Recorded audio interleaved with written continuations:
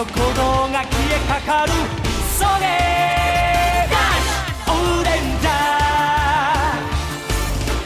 ー熱い血流れる鋼のマシン Welcome to the Super Sentai Brothers. This is episode 28 for Your Eyes Ohranger, the internet's best and only podcast dedicated to Chouriki Sentai Ohranger.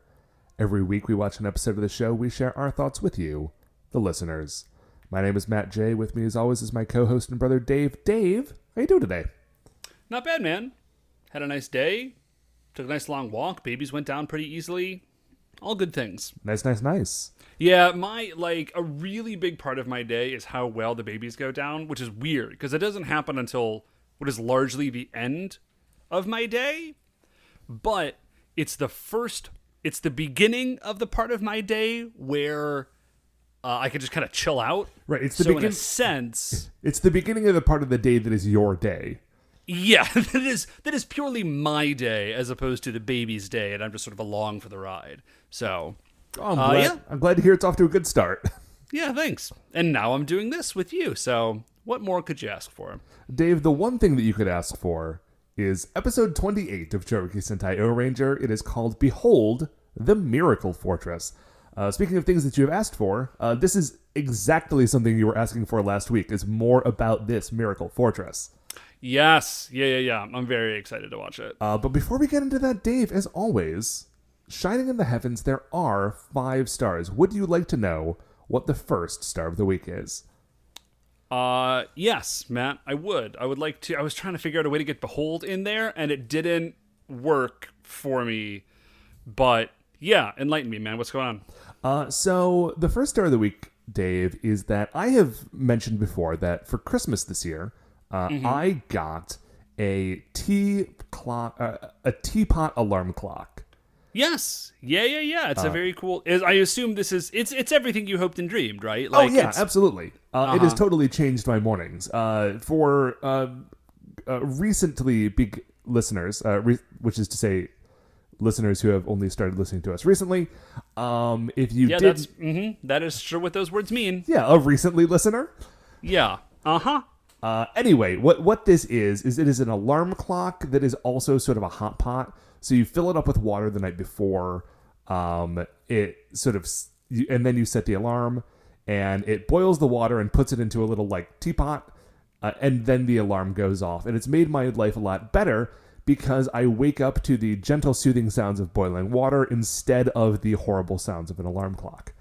And that's really good. I have hot water ready for my tea. But here, Dave, here's the thing that I was not really thinking about when I got this for Christmas, because of course Christmas is late December in the heart of the winter. Traditionally, yes. And when you wake up in December, at least in the northern hemisphere, it's chilly out, and you're excited to get some hot tea. But Dave, now it's June. And that's true. That's right. It's like the dead of winter in the Upside Down. Yeah. So I guess hold strong, folks. The summer will be back someday. But I am enjoying it right now. But Dave, the problem is that means that I am not super enthused about drinking the tea that I make every morning. Oh yeah. And so I can't go back to just waking up to an alarm clock, so I have to have this thing that is boiling the water so that I can wake up to the delightful sounds of boiling water. Yeah. And if I'm going to boil the water, then I don't want to not give myself the option to make tea. So every night when I'm going to bed, I dutifully set up, I put the water in the thing, I set up a mug, I pull out a tea bag, and I ready myself in the morning. And then in the morning, the alarm clock goes off, and I pour the water into the mug, and I make the tea, and then I put it on top of the clock where there's a little shelf, and then I put it down, and about half an hour later, I'm like, man, I did not drink that tea. But I don't want to throw it away, because I've already made tea. Okay, just to be clear, Matt, you're telling me that you repeat this exact process every morning? Yeah. Okay, so you forget about the tea every morning, and then... No, yeah, please continue. I mean, it's not that I forget that it's there. It's that I don't get around to drinking it because I'm not excited about drinking a hot beverage. But I do want to keep making it. And so what happens is that I hop out of bed, I take the tea bag out of the mug, I throw the tea bag away, and I just toss that mug in the fridge. Because I'm like, man, eventually what I'm doing is mug by mug, I am making myself a pitcher of iced tea. So like No, man, okay. 3 or 4 Listen. days into this thing, I No, what open the you're doing, refrigerator Matt- when I get home, and I'm like, well, that's half a pitcher. So I just like dumped all of those mugs into a pitcher, put it back in the fridge, and I am almost done with my pitcher of iced tea. Then I'm going to turn things around and start drinking that in the morning. Very excited. Okay, Matt, so let me tell you what you're actually doing, is you are not making a pitcher of iced tea. You are making a pitcher of kombucha, step by step, is what you're doing. Because you're just leaving a whole bunch of tea sitting around, and that's not how you make iced tea. That's how you make a fermented tea beverage. And if you're into that, that's fine. I personally love the booch. But I just want you to know that you're producing a different beverage entirely. And also, if you're not prepared for kombucha, like just don't drink a lot of it all at once. I have a coworker who told me he was at a health food store and his wife got him like a pint of this fizzy ginger drink, and then he spent the next many hours in the restroom. Well, sure, it's a living beverage. Yeah, just kind of from both ends is how he described it. And I said, buddy, it sounds like you drank a pint of kombucha. And he said, yeah, that sounds right. And I said, do you eat a lot of like other like live culture foods like yogurt and things like that? And he says, no, I don't eat any of that stuff. And I said, well, I can tell you what your problem was. Listen, what's been changing my morning is I have recently gotten on that cold brew coffee tip. Oh. Yeah. So I start it in the morning, like around when I wake up, which is around 6:37, because that's when the babies get up. And then it cold brews for about 12 hours. And then before I go to bed, I strain all the coffee out and I put it back in the fridge. So when I wake up in the morning, I've got delicious, like, iced coffee just already ready to go. It's killer. It's killer. Ultimately, Matt, what you could do is you could just get, like, I'm sure that it exists on the internet somewhere, just like the sound of boiling water. You could just set that up on your phone alarm and then just make an actual pitcher of iced tea like an adult. I mean, listen, I have That's thought an about option that. that's also open to you. Listen, I'll tell you what. I mean, but my experiment is not yet done. I have not yet started enjoying this iced tea / booch. I'm gonna enjoy it soon, and then I'll let you know whether or not I have to change up my morning routine during them summer months. Dave, what is our second star of the week? So it's a short one, but I was driving at I was at Whole Foods the other day. I shop at I already told you how I like kombucha, so obviously I shop at Whole Foods. Sure, right? sure. Like, I feel, yeah. So anyways, so I was at Whole Foods and we were leaving, and I drove by a sort of pale yellow car, and the license plate said Pika P, which already is a pretty strong commitment to the gag. Yes, absolutely. And we were driving back, and I said, What kind of car even was that? And Beth said, oh, it was a Volt, which is, man, I want to know how long that person thought about that particular gag. I've never committed to a joke hard enough to buy a car for it. I feel like that is the sort of that is the sort of joke that you think about and then you wait 10 years until you eventually buy a Chevy Volt. Yeah, or any electric car, really, and then you're like, I'm gonna do it. And then you finally, and you've been telling all your friends about it. Like, you've been telling your friend, this dude, every person this guy knows, or a girl knows, knew about this plan for minimum 5 years in advance. Oh, that's 100%. definitely true. And then he didn't tell anybody. I'm assuming it's a dude. It doesn't have to be. But, and there was a, what's the yellow team in Pokemon Go? It is Team... Man, I don't know. Blue is Team Mystic. That's my team. I cannot remember the yellow one. Team Dynamic or something? I forget. Team Valor? Is it Team Valor? Anyways, I think Valor is Team red. Yellow. Okay, so anyways, Team Yellow, they had a decal for that on the back of their car as well. And so definitely everybody knew about it at least 5 years in advance. But when they actually did it, they didn't tell anybody. and then they just showed up someplace. Oh yeah, they just and rolled up to the picnic. Didn't mention it. Just came to the picnic, and everybody kind of lost their minds, except their mother, who was like a little bit disappointed. A little bit. Yeah. Tell you what, dude. Anyways, Pokemon Go has gotten. Listen, it's still not like a game, but there is more stuff in it recently. It has actually been a lot of fun recently. Hey, listen, man. If it's an excuse to go take a pleasant walk, that's all you need. What, Matt, is our third star of the week? Dave, our third star of the week is last night. I decided that I've been paying for Netflix forever because that's just sort of table stakes for for life, adult life. Yeah, of course you have. So I've been paying for Netflix for a while, but I hadn't looked at anything on it in a couple of weeks. So I thought, man, I'm gonna hop on Netflix, see what's happening. And I was watching a couple of comedy specials, and last night I landed on the recent Steve Martin Short joint hour and a half special that they did. I have not watched it, but I love both of those two very funny men. Okay, so are you familiar with what this thing is? I am not. I thought you were about to ask if I was familiar with Steve Martin and Martin Short, and I was like, yeah, dude. I've met, yeah. Sure, I've come across you're them alive in the world. They've been famous for longer than we've been alive.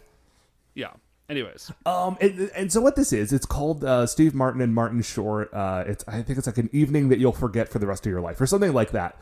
And it's not actually a comedy special because they're not doing stand up. They're both just sort of like hanging out and doing like a 2-man show where like parts of it are them in conversation and parts of it are them telling jokes and parts of that are like Martin Short leaves for a while and Steve Martin plays the banjo, and then Steve Martin leaves and Martin Short does like a bunch of character voices and stuff.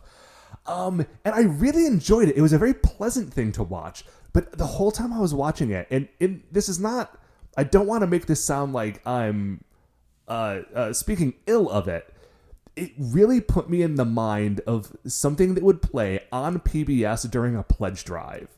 Like, you know what I mean? Like, these are people who used to be, like, in the public eye. They got back together, and everyone is very excited. And then the result is just, like, 2 dudes kind of hanging out on camera. And you're very excited to see them hang out on camera, but they're not doing anything, like, particularly special.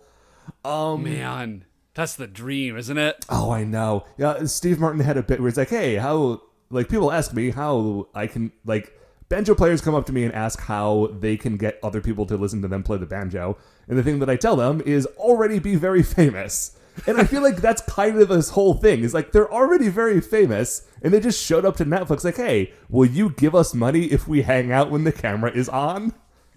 And also people will clap for us. It's very nice. Yeah, no, that sounds fantastic. It's very pleasant. That's the dream. The other thing about Netflix that I do want to mention is that I think the greatest job in the world would be the guy who chooses what frame of a TV show gets captured to be used as the thumbnail, like as you are scrolling through Netflix, because none of it makes any sense, and now you have to think it's on purpose.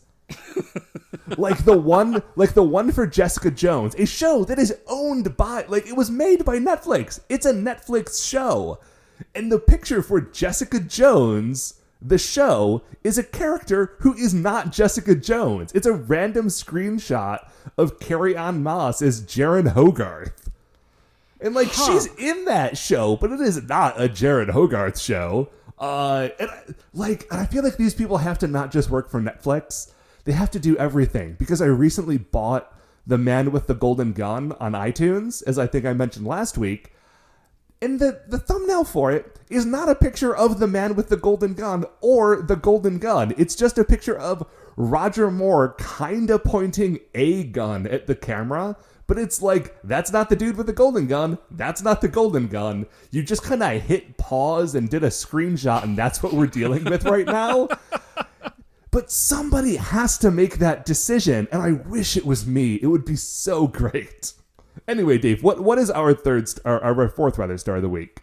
So our fourth star of the week, man, is I've actually been pretty busy this week, even though it is summer vacation, because we're doing a bunch of renovation at the church building. Like we just bought this building, right? And it had been owned by a different, like a community group, right? So a bunch of people used it, but nobody was actually like taking care of it. Yeah, I think that we talked about this in a star maybe last summer when you were redoing the kitchen. Okay, so we're doing like a big thing on the front now. Like we took out the walls and we put in windows, which is good because anytime I walk by a building, like a religious building that doesn't have any windows, I get real suspicious. Oh, sure. Like, hey friend, what's going on in there? What's happening in there? Is there a reason no one's allowed to see it? Yeah, anyway, so we put in some windows and we are putting in these trim pieces on these windows. So like the windows have been professionally installed and we're just putting this trim around so it looks nice. And he's got this like very cool nail gun and he's like, okay. He said that is an exciting thing to use. I know, they're really fun. So anyways, he says, listen, I'll cut the boards and you put the trim pieces, like you nail the trim pieces in. Just be really careful because like the board does overlay the window a little bit. So you've just got to make sure to keep it on like the lower portion of the board so that you don't nail gun this window. Sure. And yeah. I said, I've got a better plan. Why don't you nail the boards in and I'll cut them? And he said, because like, I'm fairly confident with a nail gun, and had he not mentioned any, like, I'm glad he mentioned something because I wouldn't have known, but had he not said, like, be super careful, I would have been fine, but he was like, be super careful, so I'm like, well, now I don't want to do it. Right, now you're in your head. You're running this project, you do it. And he's like, all right, cool. So we're going along, you know where this story is going. I'm getting a certain sense of it, yes. Yeah, so I'm cutting boards, and then I just hear, like, and I turn around, and dude, sure enough, you'd put a nail through the bottom part of one of these windows. And I'm just seeing these spidering cracks go through this whole window.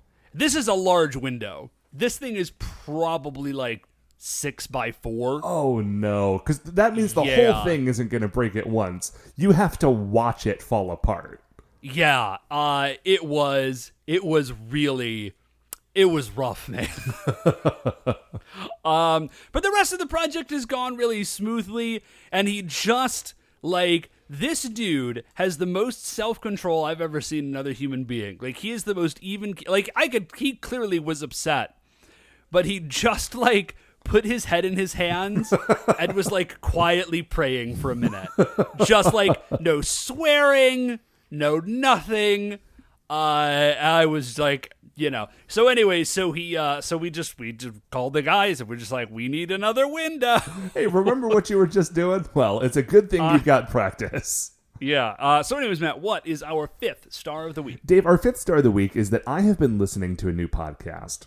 And I know that we don't usually talk about other podcasts on this show because, of course, this is the greatest show on earth. So this is the podcast that you should be listening to, and anything else is kind of secondary.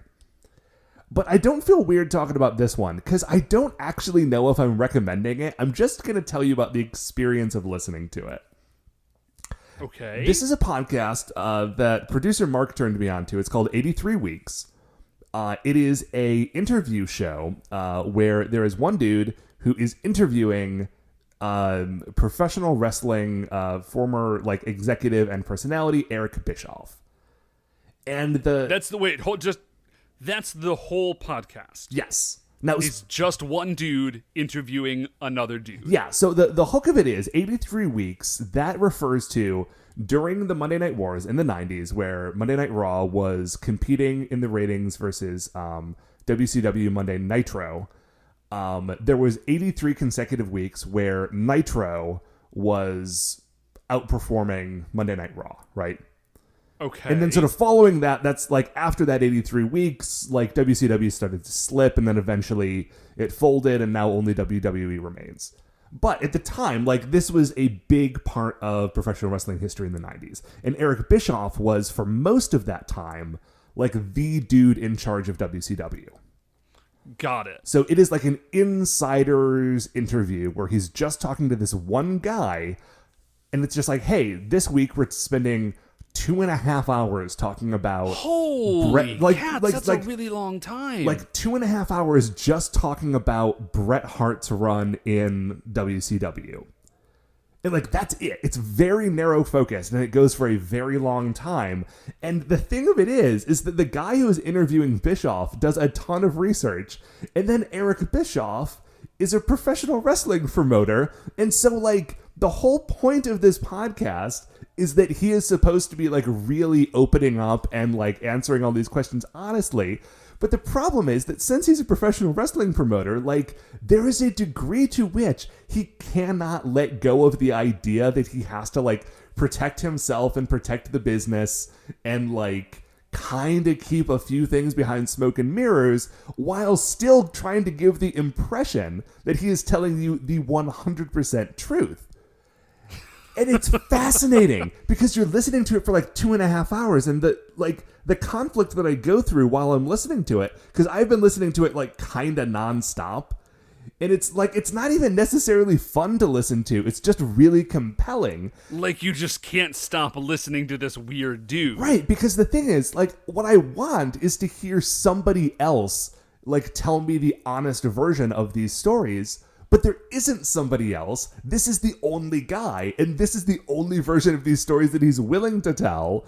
And so you just have to kind of listen to him, like just go off on these tangents where he's trying to make himself sound very good and make everyone else sound very bad, while trying to make it seem like that's not what he's doing. All the while, the interviewer is kind of like throwing jabs at him, making fun of him like for doing that exact thing. Okay, wow. And like, and that's the thing. I don't know if I'm actually recommending this, but if you are interested in like the Monday Night Wars, like part of professional wrestling history, it's not necessarily fun, but like if you start listening to it, you might spend a full week listening to Eric Bischoff tell you about like how much better he was than Kevin Sullivan. Huh. That's... Anyway, it's wild. Huh. Like, that is nuts. I don't have a lot of jokes about it. I threw it in the 5 stars because it's kind of the only thing I can think about right now. Anyway, David, that's the 5 stars. We are going to take a break. We are going to watch episode 28, Behold the Miracle Fortress, and we will be right back. Okay, welcome back. So we have just finished watching episode 28. Dave, how about that mighty fortress, though? Digging it. Miracle Digging Fortress. Like it quite a bit. I mean, it is also mighty. No. It's very, very good. It's very good. Okay, Matt, I know that last week I said that I wasn't going to complain about the preview segment of this show anymore. Uh-huh. And I'm not saying I lied when I said that, but I was wrong. Okay. Because I intended to keep that promise, and now I realize that I can't. And I'm not going to say exactly what happens in the preview, but it's a very bad preview. Like, it's just... Well, I'll tell you what, when we get to the bit it's more of an extended spoiler than a preview. When we get to the bit that is shown in the preview as we discuss the episode, you can bring it up then and we can Yeah. I will do that. In. Okay. So, episode opens up, and what the heck? Sorry, Matt. I'm reading my own notes for the first time because I was doing voice to text, and yeah, and so because it doesn't say Bara King, like no way is my voice to text gonna pick that up. I was just calling him BK, but instead of just putting in the letters, it just says BEEKAY, which does in fact say BK. Okay. See, I was concerned that you were telling it BK, and so it was just inserting Burger King every time. No. So the other thing is I have to come up with names that I will recognize as the thing, but that my voice to text will also pick up. So Doran is little D, and Goro is... Yeah. Goro is Gordo. Ricky works because he just becomes Ricky, like RICKY. Sure. Yeah. So, anyways. So we start off, we're in the headquarters, and they are running some analysis on the videotape that they have of Bara King. Right. And what they say is, like, okay, we don't have proof. Like, we don't know for sure that Ricky is Bara King. But they're very similar, but, like, that's not conclusive. Like, that does not necessarily mean that that Baranoia is telling the truth and that this is accurate. Right. And then the chief says, like, listen, here's the deal. It kind of doesn't matter whether or not Barra King is Ricky. Barra King is, like, kidnapping children and blowing stuff up. Like, if you come across Barra King, whether or not it is Ricky or ever was Ricky, you have to destroy him. Yeah. Oh, there is one moment where, I think it's Momo, she goes in this big long thing about, like, how we do not know that Ricky is Barra King. And then she says, like, they are similar. And then Yuji immediately jumps in and says, so Ricky's Barra King, right? No, Yuji. That's precisely the opposite of what she just said. Hey, man, he's just saying what they're all thinking. Yuji is the voice of the people. Is Yuji supposed to be kind of dumb? Like, is that part of his character? Okay. Because I'm getting the feeling that Yuji is supposed to be kind of a numbskull. Here's the problem with the fact that we are on episode 28 of Ohranger, is that I feel like by the end of this episode, I know about twice as much about Ricky as I do about any of the other 5 Ohrangers. I will agree with you with the exception of Jory. I feel like I've got a pretty solid handle on Jory, which is she likes very cute things and she just has the heaviest hands. That's and true. And Momo. Actually, we got a little backstory on Momo. Yeah. But the dudes, Goro, are just hanging out. Pretty flat. So anyways, but we are about to get a lot more information on Ricky, which is super, super cool. So yeah, the chief says, like, listen, 5 girls have been kidnapped already. Regardless of whether, like, what BK is or is not, like, if you see him, put him down. Like, we cannot allow this to continue. Now the problem with the chief saying this is that Doran is right there. Like, she might be standing slightly behind something, but she absolutely hears the chief saying, hey, if you see this dude out there who may or may not be Ricky, just go ahead and murder him. And Doran is not thrilled about this. You know, man, no, I don't think she is in the room. And here's the only reason I'm mentioning it, is because I put in my notes, because the next scene is Little D is standing by a pond. Okay, and you cannot continue to call her Little D.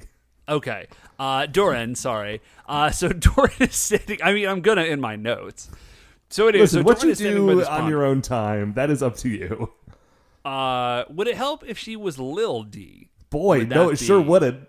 Okay, just wanted to test those waters. So anyways, Doran is standing by this pond, and my notes specifically ask, how did she possibly know that the plan is to kill BK, is to kill Barra King? So I think she actually was not, because I was so struck by the fact that, like, how does she possibly have this piece of information? Because Goro and Juri find her, and they're like, hey, what's up? And she's like, I know that you guys are supposed to kill Barra King, but I think it's Ricky, but it's not. Like, I'm very confused as to her opinion, because she said that they're supposed to kill Barra King, but she also says, I'm pretty sure it's not Ricky, because I'm convinced that he is still alive, like, someplace, somewhere out there. Yeah, she can, like, feel that he is not, because remember, when what they said is that when King Ranger got transformed into Barra King, it kind of, like, deleted his personality and that he was basically already dead. And so what Doran is saying is, like, no, I can still, like, sense his presence out there somewhere. So if he's not in Barra King, then he is, like, elsewhere and he's still alive. And to prove this, we get to this bit where Ricky is just sort of stumbling in the dark through, like, a spooky bone yard. And then he tries to climb up a hill and stuff. Yeah, he tries to climb up a hill, and he sort of, like, slides down the hill because the hill is made out of, like, loose gravel. And so I think this is actually also in the quarry. Just it's the quarry at night, and it's made to look spooky. Man, I really, really hope so. But what it is this is what it's supposed to be.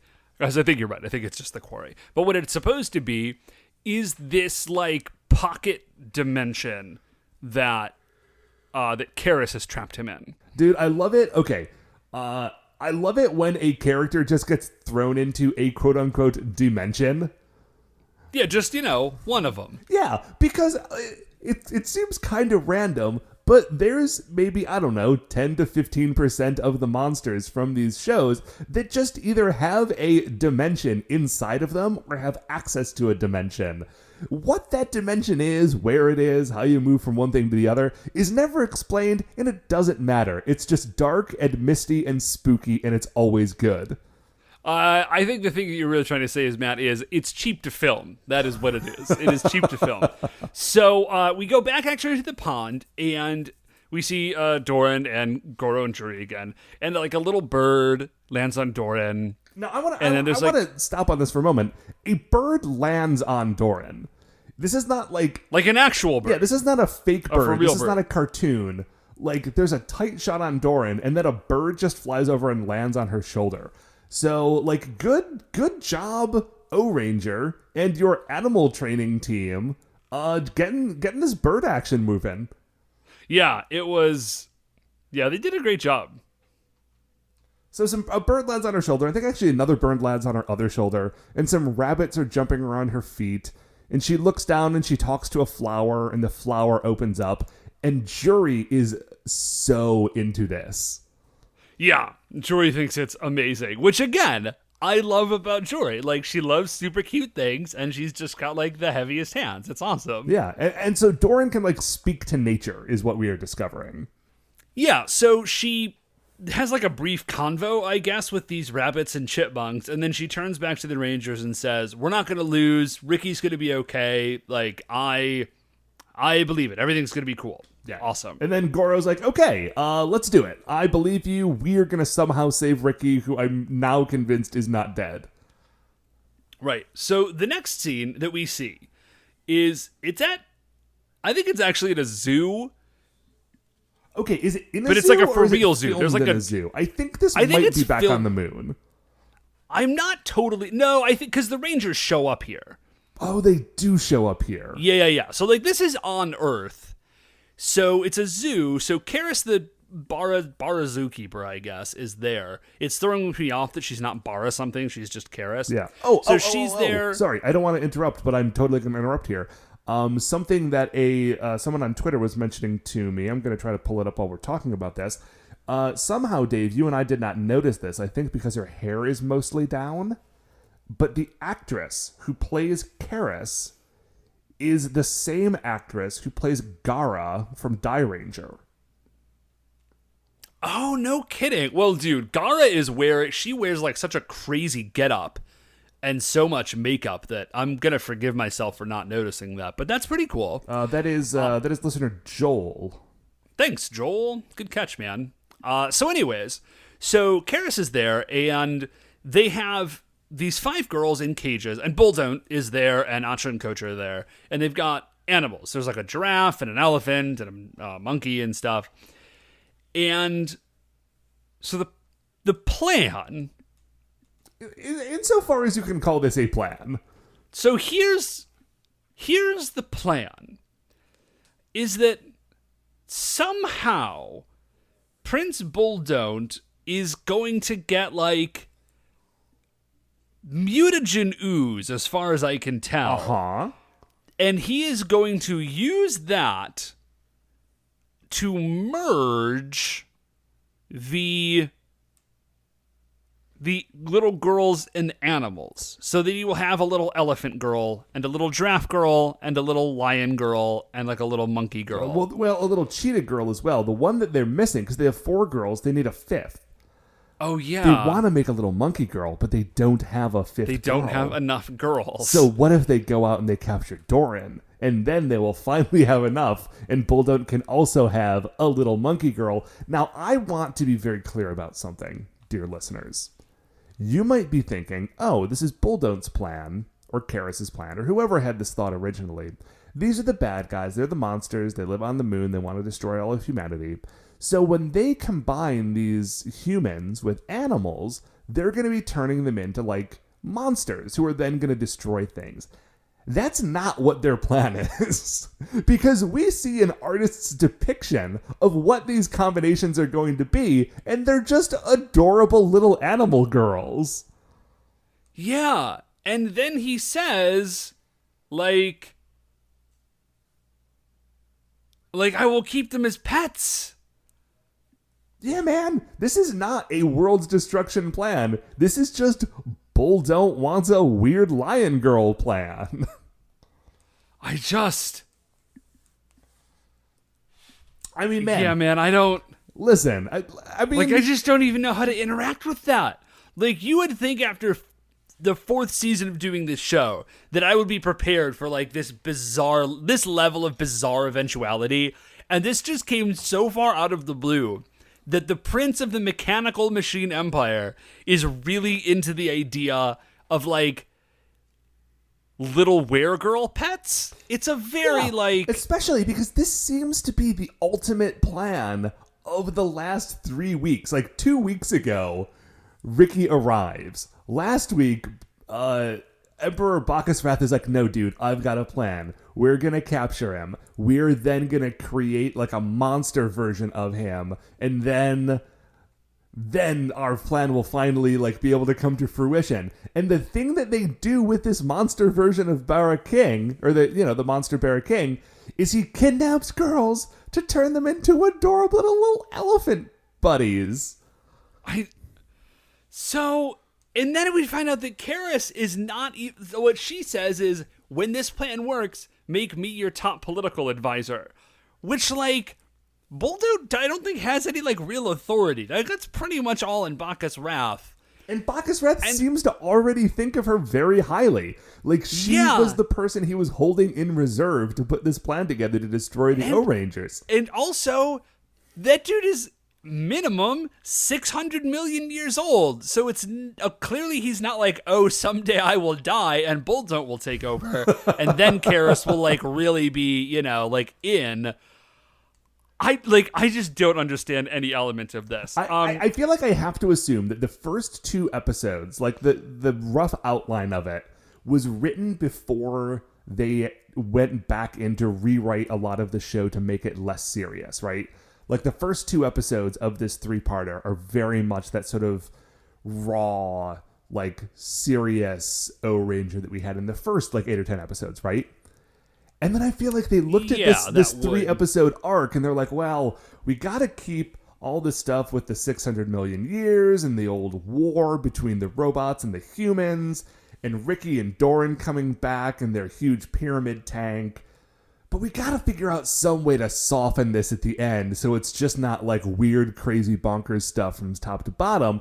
So why don't we, instead of having them come up with a plan to make the world explode, just really want to capture Doran so they can turn her into a cute monkey person?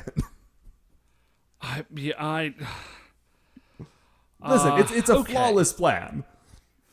So the next thing we see is that Barra King and the Barra soldiers are attacking the city. The Rangers show up. They're fighting back. It's, like, pretty quick.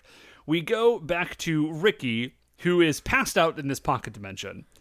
But his dumb lizard saves him. Yes. Now, you will recall from the previous episode that when Ricky was kidnapped, Paku, his weird lizard puppet buddy, sort of, like, snuck along with him, and now this is the payoff of that. Paku is, like, helping Ricky wake up and showing him how to escape. Yeah. That's okay. So the part where he helps him wake up, I'm fine with. Then Ricky turns to me and says, Paku, you know how to escape? And then Paku nods. Okay, let me headcanon this. Let me make this work for you, because I've got an idea. Give me literally anything. Paku was awake for 600 million years. Like, the reason he was on the spaceship with them is that they were in suspended animation and he was just, like, awake and alert for 600 million years. That's, like, the only thing that Paku and his race are good at, maybe? And so when Ricky got knocked out as he was transported into this other dimension, Paku just tagged along and stayed awake. And so he watched them come in, and so he can, like, retrace their steps to help them get back out. Okay. Listen, I'm making all of that up, but it does kind of work. Listen, it works better than nothing. So I guess what I'm saying is somebody should hire me to write this show. Okay. So anyways, so somehow Paku knows the way out of this thing. Doran is running around. Oh, sorry, we're back to Doran. Doran's running around, but she falls into the zookeeper's trap. Like, Karis has located her somehow. Bara King is there. He moves in to kidnap Doran, but, and this is amazing, she summons a giant flock of birds. Yes. To attack them. So she summons a giant flock of birds to attack them, and then also summons a giant raptor. Now, Matt, I thought of one specific story when I saw her use this like flock of birds to attack these people. I would love to hear it. Yeah. So Ultima Online. Okay. I didn't. So, I would not have guessed that this was the direction we were taking, and I am very well, excited. Dude, tell me, Dave, about the Ultima Online.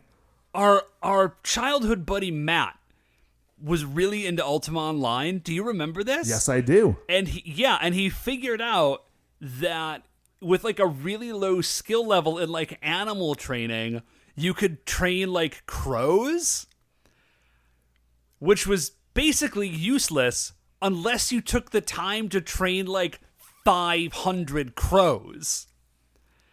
And so he just walked around as like a level nothing character, but with a crew of like 500 a literal murder of crows. And if anybody stepped, he would just murder them with crows. Man, Ultima. Yeah, dude. So anyway, dude, I'm sure there's a podcast that does this, but if you want some hilarious like early online gaming stories, just look up some just like Ultima crazy. Like, I never played it. I just know enough about it that the stories do make sense. So anyways, so she wins. Like, she wins this fight. Like, the crows and stuff win, and with the help of this like giant. It's a very, very bad puppet of like a large raptor bird. Okay, but it is effective. It is kind of a bad puppet. It's a bad puppet if it was going to be a recurring thing, but keeping in mind that they just whipped it together for 2 minutes, or like 1 minute of one episode, the fact that it was articulated as much as it was, like the eyes opened and closed, like, it's not that bad of a puppet. I was that like in my notes, I'm like, wow, they put way more work than they had to into this thing.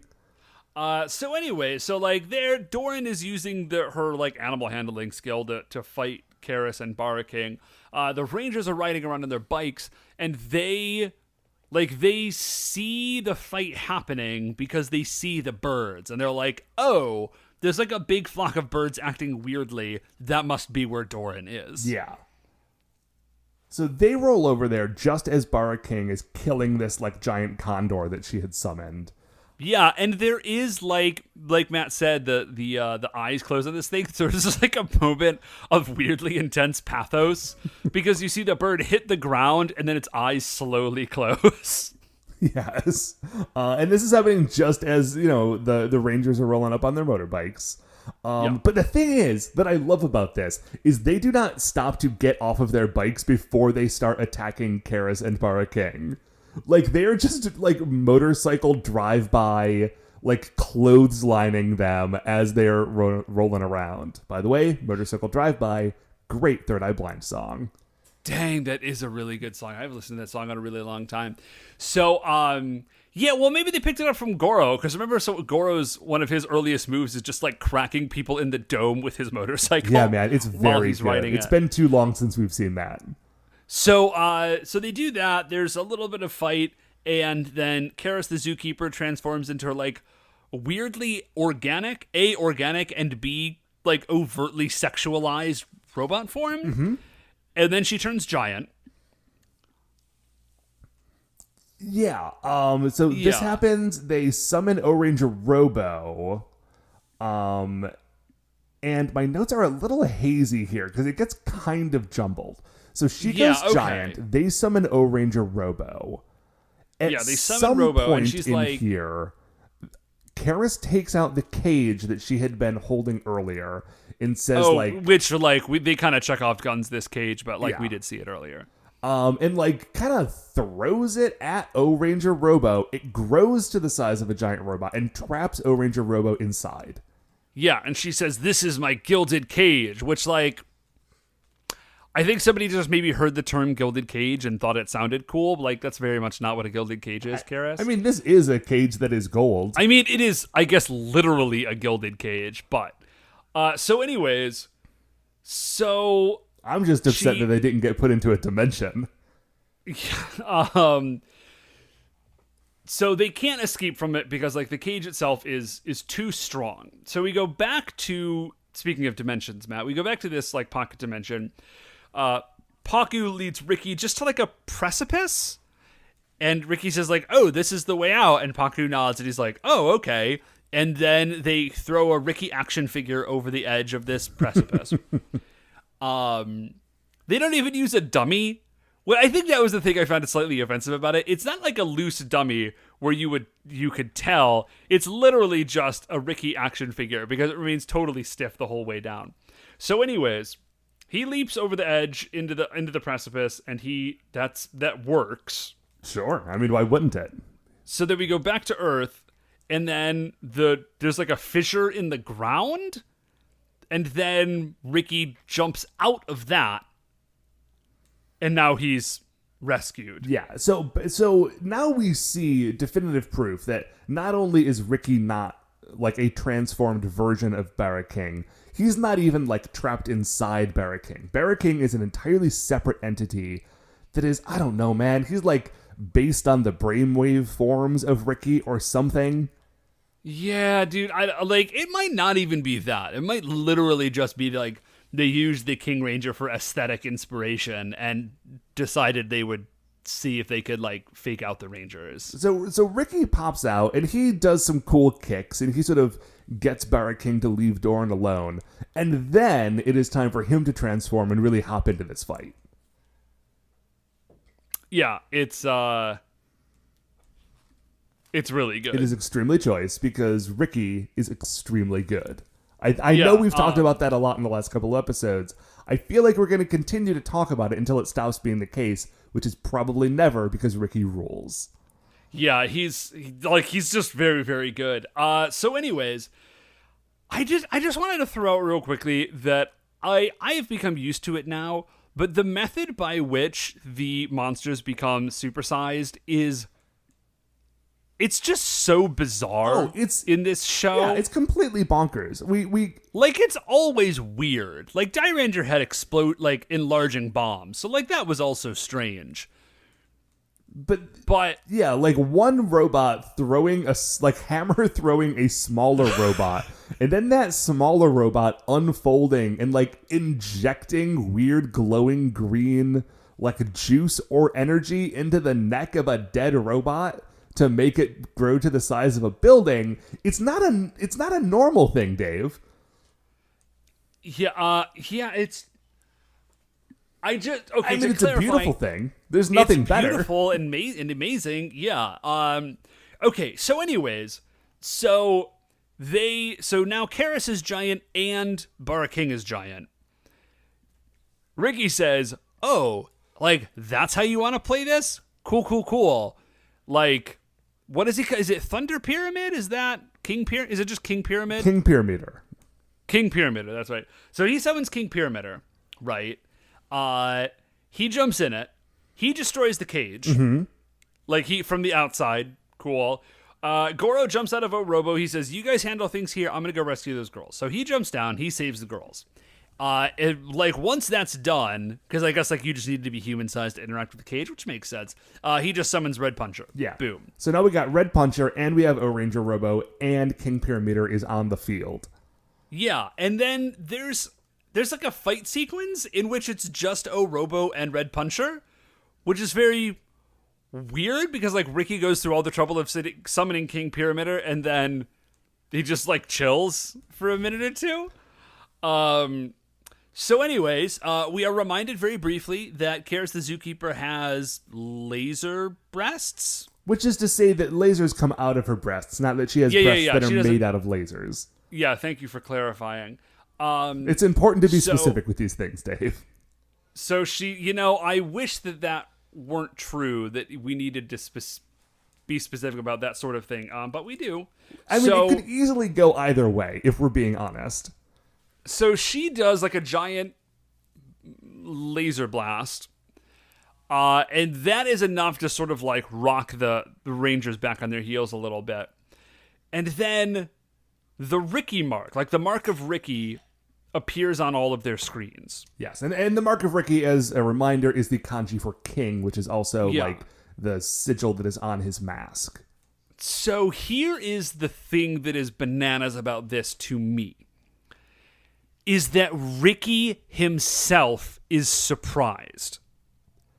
Yeah, okay. So Ricky, we know that Ricky knows that he can control King Pyrameter's like tank fortress mode, right? Because he did it by himself a few episodes ago. Or last episode, rather. And we also know that, like, when the chief was designing Red Puncher and designing Ohranger Robo, like, he had to put some sort of transformation sequence into a memory card, right? Like, that was a purposeful thing that he built in. Yes. What we discover now is that apparently, not only did the chief sort of derive ancient technology and use it to build these robots, I think what this means to imply is that the chief just straight up rebuilt, like, piece for piece, ancient robots. Because King Pyrameter is already designed to combine to form a new power with the other two. With, like, these specific robots. Like, somehow the chief, like, pulls up plans and he is looking at them, and he says is, and he says, when the 3 Ricky marks appear, a new power will be born. And then he says, you must combine, as though that's a thing that they already know how to do. I mean, it must be, because that's what they do. I guess what he is assuming is that, like, they maybe just have, like, a big red button that started flashing that says combine that they never noticed before, and if they all hit it at the same time, like, the robots will just take over. Because, again, Ricky has no idea what's happening. He is as surprised as the rest of them. Yeah, if you'll remember, last episode, he was surprised and delighted to discover that the Ohrangers had robots. So here is what I am now assuming. Ricky is not his name. Ricky is, like, a title. There have to have been, like, previous Rickies. Because it is not the mark of, like, it's the mark of Ricky. He's Ricky. How would he not know what this mark? It's his mark. So the only conclusion that I can come to is that it was somebody, like, there was a previous Ricky. And that Ricky set this whole thing up, and this kid, like, did not know about it. I don't know, man. I mean, that works in, like, a headcanon way, but we saw paintings of Ricky, the famous pre-ancient hero, and it's this kid. Man, I don't know. Maybe it's like the hero of time. Like, you kind of gotta look the part too. I'm grasping at straws here. I mean, listen, we do already have Doran, who is both a character named Doran, who is also the last of the race that is also called Doran. Like, listen, I just need to know why Ricky is surprised. Because Ricky didn't there's no build reason. King Pyrameter. Like, somebody built King Pyrameter, but he didn't do it. He doesn't know what all the buttons do. The fact that he did not himself build King Pyrameter is like the shallowest scratch on the giant puzzle that is this mystery. But anyways, so he's psyched, right? So like they combine, and the first thing they do is I think it's carrier mode, right? Yeah. So they turn into carrier mode, and carrier mode is, as far as I can tell, all carrier mode does is set up like a fire link between every single armament on all the giant robots. So that all you have to do is hit the fire button a time and everything goes off. Yeah, they don't transform into something new. They're all sort of like chained together like a big rolling chariot. This is a form that most of the different Megazords have through the years. And you only ever really see it 2 or 3 times before they get sick of doing that animation and just going straight to the big robot. Yeah. Well, because it's not terribly interesting. It's just like you kind of stack them up and then they just sit there and then I do really like the version of this from Chouriki, which was the original like Mighty Morphin Power Rangers Megazord. like that sort of rolling tank. There was one episode where like they form into Daijujin, who is the Megazord. He's standing around and fighting, and then it drops down into that tank mode, and it shoots a bunch of times, and then it stands back up and goes back to fighting, and it's very good. Yeah. But that is not what happens here. They just shoot him a million times. Yeah, they shoot him like a million times, and then he dies, and then they immediately change modes again. I'm not really sure why, because carrier mode was clearly pretty effective, but they change into battle mode. I mean, Dave, clearly the reason why is that these toys combine into two different forms, and they need to show off both of them, or else this is a bad toy commercial. Yeah, so I gotta say, I am kind of disappointed by Battle Form. Because what Battle Form is that, well, okay, King Pyramider stands up and turns into like a humanoid robot. And that's very, very good. Yeah, it kind of reminds me of Tor from, not Tor. Tor is what they called him in Power Rangers. What was the giant turtle thing that Cameo turned into? Oh, geez. Man, I Anyway, forget. the giant turtle carrier Zord from Dire Ranger, I feel silly that I don't remember it now. He had like a stand up and fight as a human form, and it was similarly sort of like wide and chunky. Yeah, so it did like that. But then they don't really combine so much as King Pyramider turns into like a bipedal garage. Yeah, he doesn't have a back. Instead, he's all hollow. And there are a bunch of like shelves on his back that all of the robots just sort of park in. Yeah. And then Red Puncher sort of like literally stands on a little shelf and like puts his guns up over the shoulder. And then that's it. I was really like, it's no like Mega Dragon Zord where like the whole thing sort of like locks together. Mega Dragon Zord I feel like is a real high point for combination Zords. Yeah, you are definitely right. That is a very good look. This is fun. It's fun if what I assume happens is that like the other robots are literally acting as a battery. Like they all plug into the different like battery ports, and then it powers him up to shoot the big laser. Yeah, I imagine that is the case. But it's not like, this would not be a fun toy to play with. It would be a fun toy to set up and then take apart so you could play with the pieces. Right. So anyways, they do combine, insofar as that's a thing. And then they just blast the bejesus out of Karas. Yeah, this attack is called the Super Legend Beam, which is extremely good. Yeah, that's a very, very good name for things. And then that's basically it. Yeah. So Karas goes down. And then we get our final little scene, and they're on like a flowery park, and Doran's like running around talking to animals or something, and it's the Rangers and Ricky.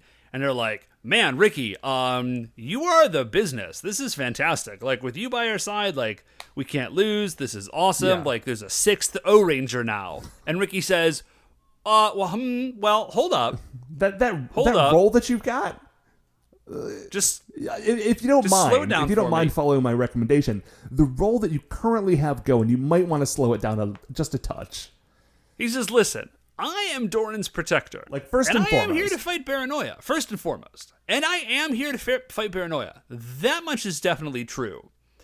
But you guys are O-Rangers, and I'm me. Yeah, like you do your thing, and I will do my thing. My thing is to follow Doran's instructions and also destroy Paranoia whenever it comes up. Your thing is, I don't know what you're doing. You're wearing jumpsuits. Like, go have fun. Go back to work. So what's incredible is that first of all, this 14-year-old boy completely sells this, like, brush off to these adults. It's incredible. The next thing is that Yuji is just like, whoa, who do you think you are? Which, like, hey, Yuji, what he is a 600 million year old culture hero whose, like, powers and technology, all of your stuff is based on. Like, you are all literal, like, less powerful copies of what Ricky's already doing. So yeah, this is like King Arthur shows up and you get a little annoyed that he doesn't want to have lunch with you. Right. So anyways, and then they all look up and King Pyramid is just still chilling. Oh, yes. They tell him that they're going to need his help. They're going to rely on him, King Pyramid.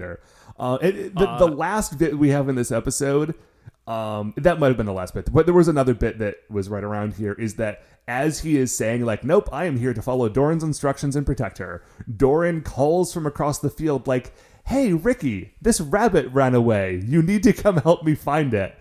And Ricky just kind of looks at the other Ohrangers like, well, here I go. And he does it. That's the incredible thing. He's just like, well, this is what I do. Okay, so that is the end of that episode, Matt. But it is not the end of our episode. Because first, we need to determine where... we did Barra Goblin last week, right? So this week, we have to do is find where Karis, and Barra King both land on the Creature Royale. Yeah. So, Karis, I feel like is there's a very easy start point there, which is Tsunekake Baba the Sandwich. Well, I mean, with the monster form, yes. They both have a prominent, some similarly prominent features. Yeah. But I think Karis is a much more interesting character than Tsunekake Baba. Yeah, she is. Again, I'm just looking. I'm looking for a starting point. Okay, so where is Tsunekake Baba? Where is she on the list? So she is actually she's just shy of the bottom half. So she's at spot number 71. Okay, I'm trying to think of other monsters that ran through a couple of episodes and kind of like during sort of a game-changing moment. Actually, I think a good comparison point would be the Ring Priestesses, because those were characters that showed up in a 3 or 4 part arc right as Ko showed up to begin his career as the Kiba Ranger. That's really, really good. And I would say of them, I like Karis a lot better. Yeah, I think that the ring or the jewelry priestesses are interesting because they were like sisters, but each individual one of them is not that cool. Yeah. So, but then as I'm looking above that, there's like Lieutenant Shiryu, Bara Hungry, Dara Dara, Shironiri, and I actually don't like Karis really as much as most of them. I don't know. I mean, I think I like Karis more than I like Ant Bazooka. Well, you got to remember that Ant Bazooka is largely on that high on that list because of just the absolutely insane episode he was in. That's true. He did turn her into an ant person, and then they ate all the animals and left their bones. Yeah. And that was weird. On the other hand, Karis does have electricity sheets that she keeps in her belly button that teleport people into a spooky dimension. Ooh, that is really good. I mean, if you're going straight on like which one of these is more bonkers, Karis is pretty bonkers. And plus, I do like that for a lot of the time that she's around, she's being played by like a lightly made up like regular actress, so we do get a lot more characterization of her than we do for a lot of the monsters. Okay, man. Well, if she's better than Ant Bazooka, then we're up into Bara Hacker, the Shootin' Doji Brothers, Kamaitachi the Sickle Weasel. This I think is the territory that I like. I don't know where in it I am necessarily looking, but I feel like in the low 40s, high 50s is a good spot for her. Well, I tell you, I think she actually occupies a pretty similar space to the Shootin' Doji Brothers. She's around for a couple episodes. She signals a big change, but I think I like her maybe a little bit better. I definitely don't like her as much as Kami Itachi the Sickle Weasel. Okay, that works for me. Do we want to put her at our new number 51 on the list? Yeah. Okay, Matt. So that's Karis. Bara King. Where does Bara King go on this list? Where does Bara King go on the list? Does Bara King go on the list? Is he okay? He's a monster. I mean, yes, he is. But is he a standalone monster, or is he just like part of Karis's deal? Like she trapped him. Like she trapped Ricky in her weird dimension stomach, and then created this thing. But like he himself is kind of boring. He's more just like a minion of Karis than his own monster. You know, that's a good point. I mean, if we were to put him on the list, he'd probably go pretty low. He'd probably be in that sort of Thunder zone. Yeah. No, I don't think he even needs to be on the list. Because like I said, he's just really an elaborate henchman. Yeah. He is a ruse. It's not a bad looking costume, but he's not really his own monster. So I think that actually does wrap it up for us. All right. So now that we are done with that, Dave, that is going to do it for another episode of For Your Eyes, Ohranger. Before we finish up here, I'd like to remind you that you can email the show at supersentaibrothers@gmail.com. If you want to get any updates on future episodes or check out the things that we're talking about on Twitter, we are at Super Sentai Bros. If you like the show, please remember, shining in the iTunes review section, there are 5 stars. Please rate, review, and subscribe on Apple Podcasts or wherever it is that you find the show. If you'd like to find any of the other great Retrograde Orbit Radio shows, you can do so at retrogradeorbitradio.com. Once again, we are the Super Sentai Brothers. I'm Matt. I'm Dave. And we'll see you next week for the greatest show on Earth. Orange!